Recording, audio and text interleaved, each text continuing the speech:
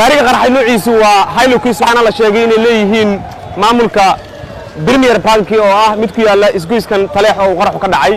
sida la xaqiijiyay waxa qaraxan ku dhaawacmay 4 qof waxaana sidaas warbaahinta u xaqiijiyay mid ka mid ah howlwadeenada gaadiidka gurmadka degdega ee Aamin Ambulance booliskuna waxay xaqiijiyeen in askari halkan qarax maruu ka dhacayo joogay isaguna uu dhaawac soo gaaray haddana xaaladiisa la tacaalayo howlwadeenka ka tirsan maamulka gurmadka degdega ee Aamin Ambulance ayaa warbaahinta u xaqiijiyay dhaawaca 4 qofood bismillaahir rahmaanir rahiim Abdulqaadir Cabdullaahi Cabdi magacayga ka tirsan darawaliinta hay'adda Aamin Ambulance waxaan xaqiijin karnaa inta aragnay ambalaasada ay qaadeen 4 qofood oo dhaawac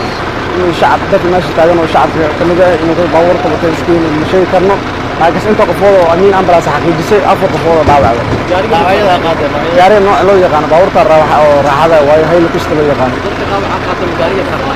dadka ma kala sheegi karno inay baabuurta saarnaayeen inay laakiin wax baabuurta saarnaa ma arkin laakiin inta qaadna shacabka 4 qofood oo dhaawac والله واحد برنا وسايد مجران ما شاء الله إلهي نوقف الحمد لله وأفرق فوضى طاوع ماذا أمانكم موجودة يدد لفر بدن أو لحريرين جديد كباران أي هذا نقرأ حيدا دعيا على هذا المؤمن جوب مقدشو